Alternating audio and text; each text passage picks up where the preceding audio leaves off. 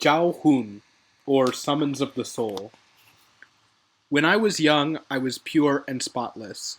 My body was imbued with unfailing righteousness.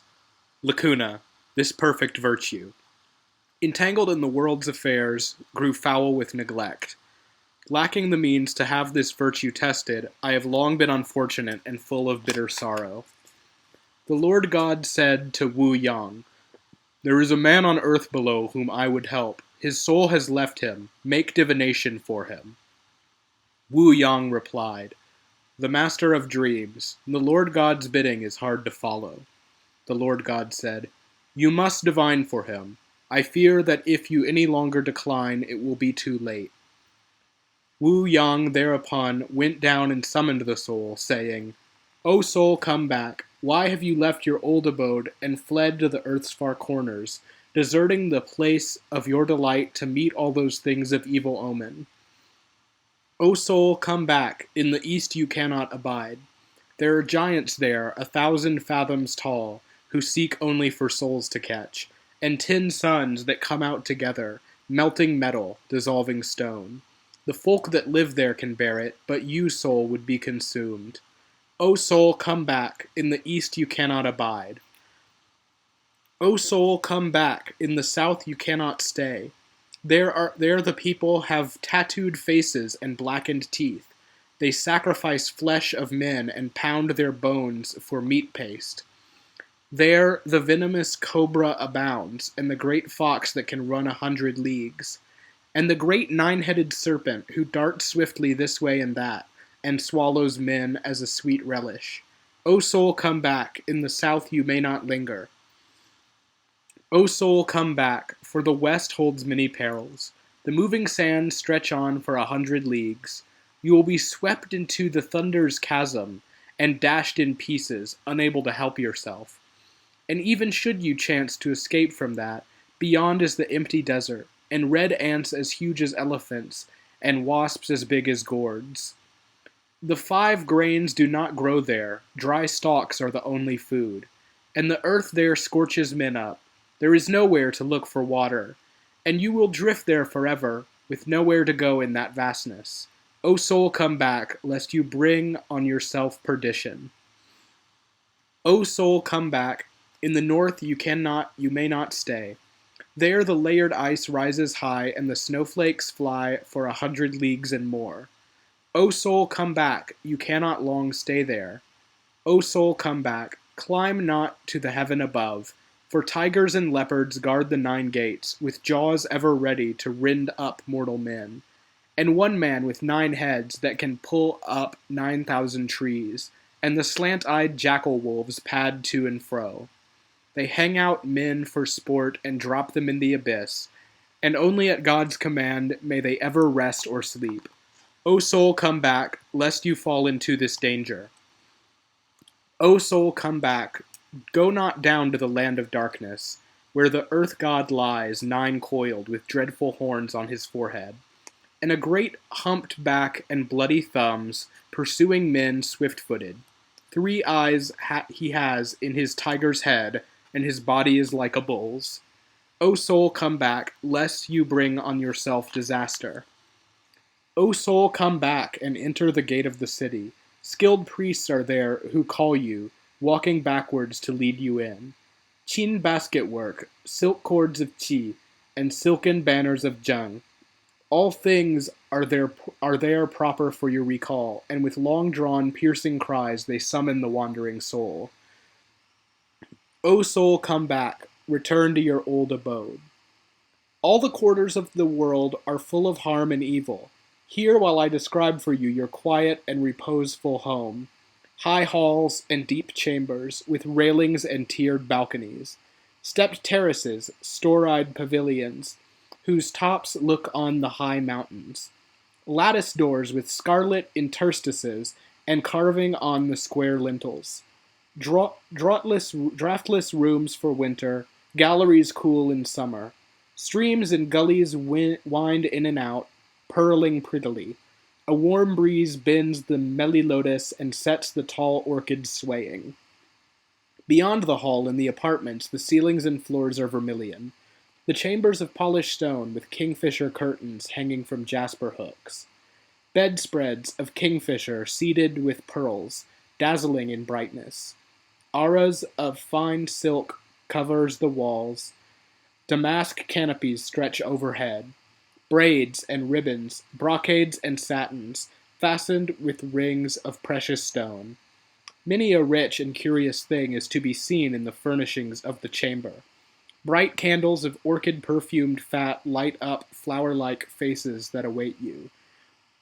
Twice 8 handmaids to serve your bed, each night alternating in duty, the lovely daughters of noble families, far excelling common maidens. Women with hair dressed finely in many fashions fill your apartments, in looks and bearing sweetly compliant, each gently yielding to the other.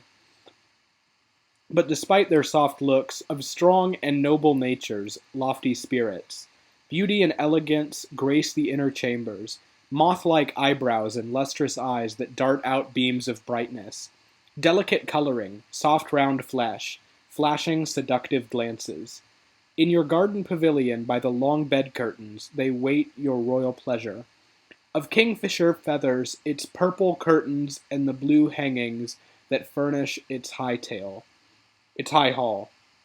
The walls red, vermilion the woodwork, jet inlay on the roof beams. Overhead you behold carved rafters, painted with dragons and serpents. Seated in the hall, leaning on its balustrade, you look down on a winding pool. Its lotuses have just opened, among them grow water chestnuts, and purple-stemmed watermallows enamel the green wave's surface. Attendants quaintly costumed in spotted leopard skins wait on the sloping bank. A light coach is tilted for you to ascend. Footmen and riders wait in position. An orchid carpet covers the ground. The hedge is of flowering hibiscus. O soul, come back. Why should you go far away? All your household have come to do you honor. All kinds of good food are ready. Rice, broomcorn, early wheat, mixed with yellow millet. Bitter, salt, sour, hot, and sweet, there are dishes of all flavors. Ribs of the fatted ox, tender and succulent, sour and bitter blended in the soup of wu. Stewed turtle and roast kid, served up with yam sauce. Geese cooked in sour sauce, casseroled duck, fried flesh of the great crane. Braised chicken, seethed terrapin, high-seasoned but not to spoil the taste. Fried honey cakes of rice flour and malt sugar sweetmeats. Jade-like wine, honey-flavored, fills the winged cups. Ice-cooled liquor, strained of impurities, clear wine, cool and refreshing. Here are laid out patterned ladles, and here is sparkling wine. O soul, come back. Here you shall have respect, and nothing shall harm you. Before the dainties have left the tables, girl musicians take up their places. They set up the bells and fasten the drums and sing the latest songs, crossing the river, gathering caltrops, and the sunny bank. The lovely girls are drunk with wine, their faces are flushed. With amorous glances and flirting looks, their eyes like wavelets sparkle. Dressed in embroideries, clad in finest silks, splendid but not showy. Their long hair, falling from high chignons, hangs low in lovely tresses. 2 rows of 8, in perfect time, perform a dance of jeng. Their sheeby buckles of Jin workmanship glitter like bright suns. Bells clash in their swaying frames. The catalpa wood zither's strings are swept. Their sleeves rise like crossed bamboo stems, then slowly shimmer downwards. Pipes and zithers rise in wild harmonies. The sounding drums thunderously roll. And the courts of the palace quake and tremble as they throw themselves into the whirling chu. Then they sing songs of wu and ballads of tsai and play the da liu music. Men and women now sit together, mingling freely without distinction. Hat strings and fastenings come untied. The revel turns to wild disorder. The singing girls of Jing and Wei come to take their places among the guests. But the dancers of the whirling chu find favor over all the others. Then with bamboo dice and ivory pieces the game of liu bo is begun. Sides are taken, they advance together. Keenly they threaten each other. Pieces are kinged and the scoring doubled. Shouts of "5 white" arise. Day and night are swallowed up in continuous merriment of wine. Bright candles of orchid-perfumed fat burn in stands of delicate tracery.